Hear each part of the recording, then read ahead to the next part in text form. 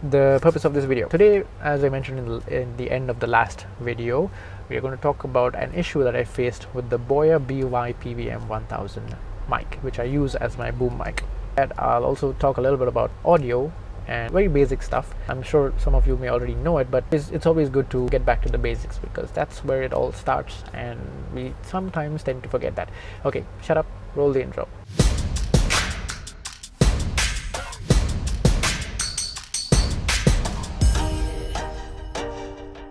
Hi, thank you for joining. My name is Joaquim Gonsalves, and firstly I want to thank you all so much for all the awesome support I got for my first video, for the channel relaunch video.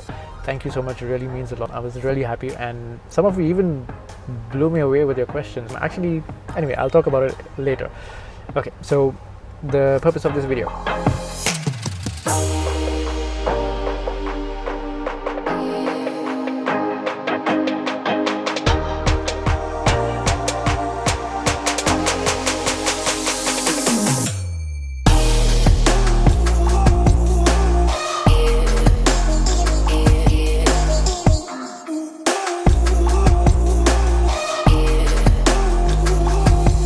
Importance of audio. Let me show you by example.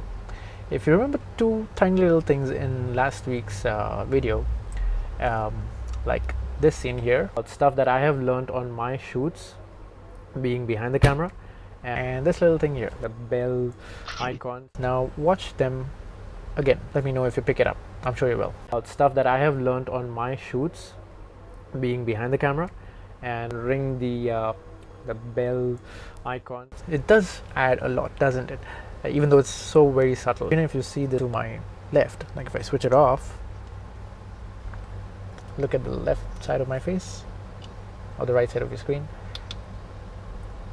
and yeah, so it's something very little, and just like in lighting, it's these little things about audio that help boost the not just the quality but also your overall experience in the film. That's what we're doing, right? We're trying to entertain people. Like Inception lets people think about it. I'm sure you've heard of the movie. If you haven't, hit me up on DM or something. I'll ensure I won't stop talking about it. Well, like we could do with crazy shaky video, but we absolutely cannot do with crappy sound, and because of that, the equipment you use to record the sound is even more paramount. When it comes to audio equipment for me, I wanted to have a boom mic. What's a boom mic? A boom mic is one of those long poles that you see people holding on sets. We also have other mics that we use, like I have a lavalier mic, you probably can't see it, which goes into the handy zoom, which if not recording is not so handy,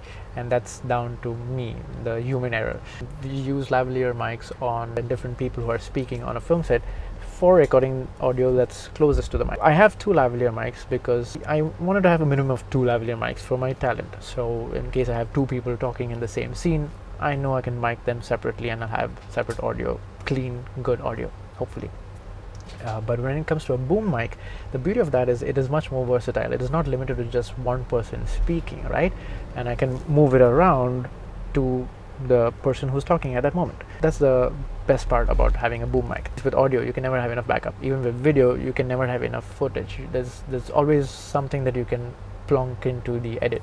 With lighting, there's not enough modifiers that you can have. You need those gels and stuff. I wanted to get an affordable boom mic, and the best option that I found on soup.com was this one, the BOYA by-PVM1000. I was pretty impressed by the features for the price. So I bought the mic, I got it. I was so happy because that's how we all get, or when we see that package coming from Amazon or eBay or whoever. So I got the mic and I was so happy, and I connected it immediately with its own cable, and I connected it straight into my camera. It was working great, and I connected it to my Zoom audio device, and that was working awesome as well. And I was so happy. I was like, damn, I already have a boom mic now. And I was experimenting with mounting it on my monopod and finding different ways to use it, and I used it even on two shoots. One was a separate sort of mini documentary. We also shot a couple of days of footage on our other documentary, and the third or fourth day of our shoot for that second documentary, and it was not working.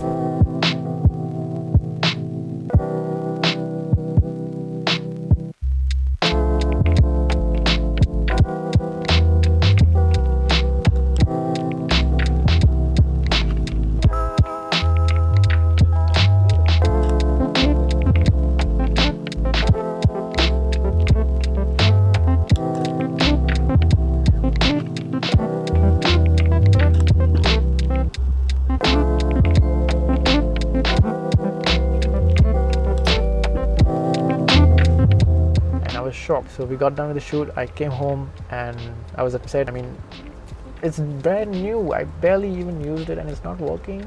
Now, when it comes to film equipment, you get what you pay for. And some of them are really, really good for the price. They actually work well and reliably.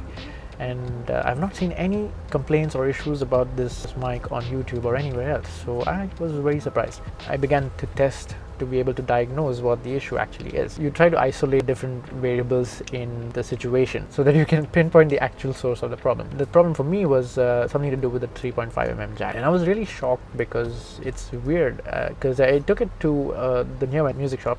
We connected it with their XLR and into their own amplifier, and everything was working brilliantly. I was like, wow, the mic is still working. So it's not an issue with the actual mic itself, but it could be the cable. Now, the first thing that I did was I got another 3.5 adapter because I had spare XLR cables with me from a previous mic many moons ago. I bought that adapter. I came home. I was excited thinking it would work because it worked on their amplifier. I brought it home and I put it into my audio device and the camera, and again the same thing. As soon as it's connected, it goes off.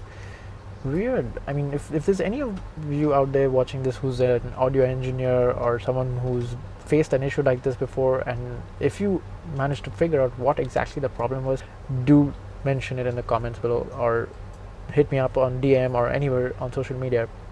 But please let me know what exactly the issue was and how to resolve it, because the mic technically is not functioning the way it's supposed to function. The solution that I've got for it is kind of a hack.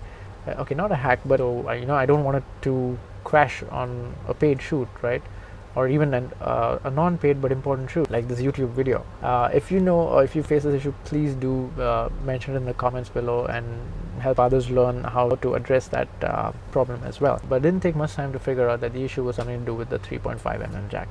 I was so thankful that none of my expensive devices had a problem, like not the zoom device and not the cameras. But if I connected as a 1/4 inch output, it works great. In fact, right now the way it is connected is the original XLR to 3.5mm cable going into a 1/4 inch adapter which came with the mic, and that's going into my external amplifier, which by the way is the lifesaver that came to my rescue. But yeah, that thing saved my bacon here. I will talk about that in the next video because this is pretty long already, and I want to break this into 2 parts because I'll be able to talk about it much better. And also it's going to give you guys a reason to come back and watch the next video. So I'm sorry, but that's how YouTube works. But yes, we want you to come back, right? Obviously. So I mean, thank you for subscribing and thank you for wanting to watch my videos. So that will be part 2 where I'll explain about how exactly I got it to connect and record audio like it is recording now. Once again, thank you so much. The many little joys that you guys gave me on social media for my launch video last week. The one was actually one I got today, just a little while before I started recording.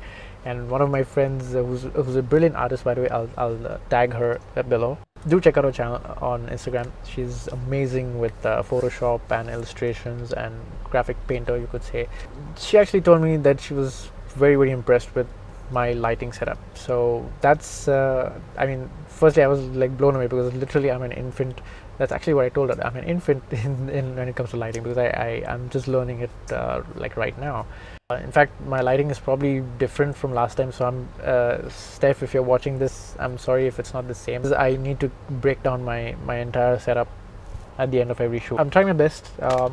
I'm trying my best. So I will talk about that in a separate video as well. So thank you, Steph, if you gave me one more piece of content to make. So now my list is at 24. Do leave your comments and questions in the space below, and like or dislike my video if you think it wasted your time. Stay on the lookout for part 2 because that will actually show you how to address this issue with this mic or any other mic if you happen to face the same thing. I cannot guarantee it will work for you because the device may not be the same, but I would like to think that maybe 80-85% the method of the solution could work for you. You get what you pay for. At the same time, I've not seen anyone else online talk about an issue like this with the BOYA by-PVM1000, so maybe it's just something to do with my copy. I'm not someone who get himself to actually get in touch with the seller or the company and try to return things, blah blah blah blah blah. I just cannot deal with that kind of stress, and then have to pack it again, and it's just too much.